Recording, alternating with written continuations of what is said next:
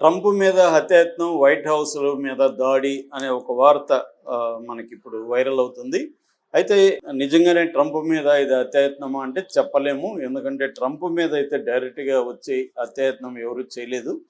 But white house దగ్గరలో కొన్ని blocks దూరంలో వర్జీనియా నేషనల్ గార్డ్స్ సెక్యూరిటీ ఉన్నారు. వాళ్ళ మీద ఒక ఆగంతకుడు నిన్న వచ్చి సడన్‌గా దగ్గరికి వచ్చి ఎటువంటి హెచ్చరిక లేకుండా గన్ తీసి ఫైరింగ్ చేశాడు. దాంట్లో ఇద్దరు నేషనల్ గార్డ్స్ సీరియస్గా గాయపడి హాస్పిటలైజ్ అయ్యారు.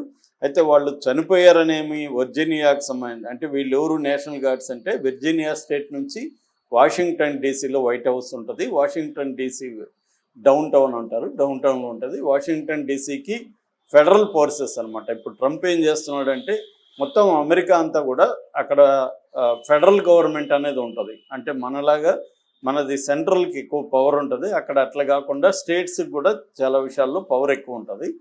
అయితే ట్రంప్ ఏం చేస్తున్నాడంటే ఈ మధ్య ఫెడరల్ పోలీసుల్ని, ఫెడరల్ మిలిటరీని స్టేట్లలో డిప్లాయ్ చేస్తున్నాడు. దాన్ని డెమోక్రటిక్ పార్టీలు అధీనంలో ఉన్న స్టేట్స్ తీవ్రంగా వ్యతిరేకిస్తున్నారు. దాని పట్ల ప్రజల్లో కూడా వ్యతిరేకత ఉంది. అలాగా ఇక్కడ కూడా వాషింగ్టన్ డీసీలో కూడా ట్రంప్ ఏం చేశాడంటే వెర్జీనియా నుంచి నేషనల్ గార్డ్స్ని ఇక్కడ డిప్లాయ్ చేశాడనమాట. సో వాళ్ళు పెట్రోలింగ్ జనరల్గా పెట్రోలింగ్ చేస్తున్నారు. ఆ పెట్రోలింగ్ చేస్తున్నప్పుడు ఒక ఆగంతకుడు వచ్చి వాళ్ళ వైపు కాల్పులు జరిపితే ఇద్దరు నేషనల్ గార్డ్స్ చనిపోయినారని వెర్జీనియా గవర్నర్ ఏమో చనిపోయినారని చెప్తున్నారు. జిమ్ జస్టిస్ ఆయన పేరు. కానీ FBI అంటే ఈ మొత్తాన్ని ఇన్వెస్టిగేట్ చేస్తుండేది FBI అనమాట, ఫెడరల్ బ్యూరో ఆఫ్ ఇన్వెస్టిగేషన్ అంటారు. ఇది వచ్చి మనకి ఇక్కడ CBI లాంటిది అనుకోవచ్చు, నేషనల్ లెవెల్లో ఇన్వెస్టిగేటివ్ ఏజెన్సీ. సో వీళ్ళు దాని డైరెక్టరు కాష్ పటేల్ మన ఇండియన్ ఆరిజిన్.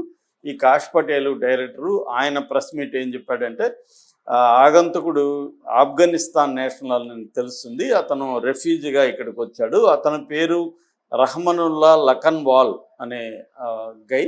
అతన్ని కూడా కాల్పులు జరిపారు. అంటే ఎప్పుడైతే ఇతను పోలీస్ అక్కడ గార్డుల మీద, నేషనల్ గార్డుల మీద కాల్పులు జరిపి ఇద్దరు గాయపడిన సందర్భంలో మిగతా వాళ్ళు ఇతని మీద కాల్పులు జరిపారు. ఈ లఖన్వాల్ మీద, ఈ రహమానుల్లా లఖన్వాల్ మీద.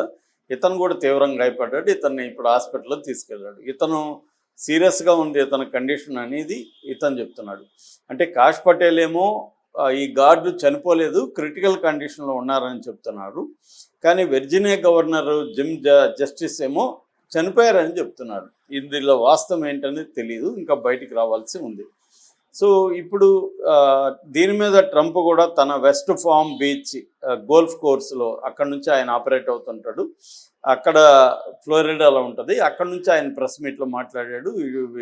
ఇది ఉగ్రవాద చర్య, ఇది నా మీద అటెంప్ట్గానే చూడొచ్చు, ఇది జాతి మీదనే అటెంప్ట్ అని చెప్పి చేశాడు. ఇది బైడెన్ తప్పు అని కూడా అన్నాడు. ఎందుకంటే 2021లో బైడెన్ విరమించుకున్నాడు ఆఫ్ఘనిస్తాన్ ఏంటంటే ఒకప్పుడు కోల్డ్ వార్ అన్నవాళ్ళు. కోల్డ్ వార్ అంటే సోవియట్ యూనియన్కి అమెరికాకు మధ్య ఒక కోల్డ్ వార్ నడిచేది. ప్రతి దేశంలో కూడా రెండు ఫోర్సులు ఉండేవి.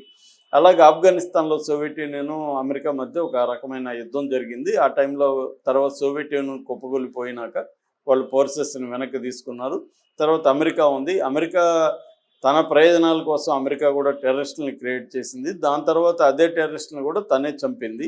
ఆ క్రమంలో ఆఫ్ఘనిస్తాన్లో కూడా వాళ్ళు భంగపాటు ఎదురైంది. ఎన్నేళ్ళు ఉన్నా కూడా వాళ్ళు అక్కడ ఏమి చేయలేని పరిస్థితిలో బైడెన్ గవర్నమెంట్ అప్పుడు విత్డ్రా చేసుకున్నారు. విత్డ్రా చేసుకున్నప్పుడు ఏమైందంటే అక్కడ ఉన్న రెఫ్యూజీస్ అంటే ఈ ప్రభుత్వానికి హెల్ప్ చేసి ఉంటారు కదా చాలామంది, అక్కడ వాళ్ళందరూ రీసెటిల్మెంట్ ప్రోగ్రామ్ అంటారు దాన్ని. ఆ రెఫ్యూజీ రీసెటిల్మెంట్ ప్రోగ్రామ్ దాని పేరు.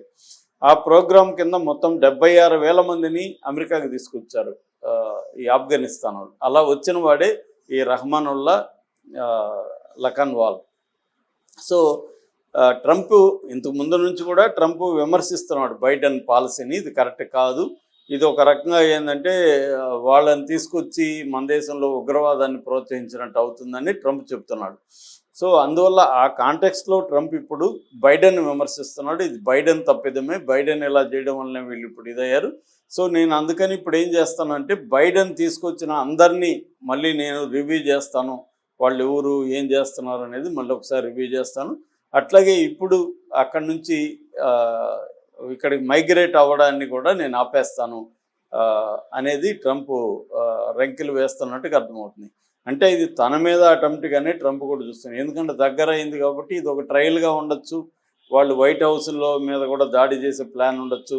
అందుకని ఇది జరగగానే వైట్ హౌస్ని కూడా 2 గంటల పాటు లాక్డౌన్ ప్రకటించారు, కంప్లీట్గా క్లోజ్ చేశారు. గతంలో కూడా కొన్ని నెలల ముందు కూడా వైట్ హౌస్ దగ్గర ఒక ఆర్మడ్ ట్రక్ వెళ్ళడం కూడా మనకు కనపడింది.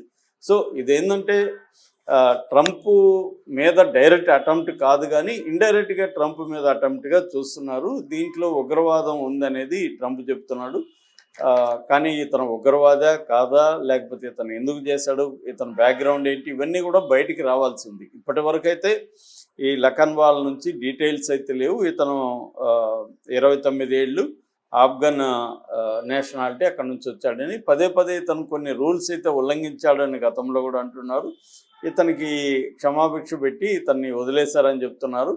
సో అందుకని ఇవన్నీ కూడా బైడెన్ తప్పుదాలు. బైడెన్ స్ట్రిక్ట్గా లేకపోవడం వల్లే ఇటువంటి ఫారిన్లో జాతి నుంచి, దేశాల నుంచి వచ్చి ఇక్కడ టెర్రరిజం చేస్తున్నారనేది చెప్తున్నారు. సో ఇప్పుడు ఇతను బతుకుతాడా, ఎవరి కుర్రాడు, కాల్చిన కుర్రాడు కూడా బతుకుతాడా లేదని చూడాలి. బతికితే అతను ఏమైనా ఇన్ఫర్మేషన్ ఇస్తే దాని డీటెయిల్స్ వస్తాయన్నమాట.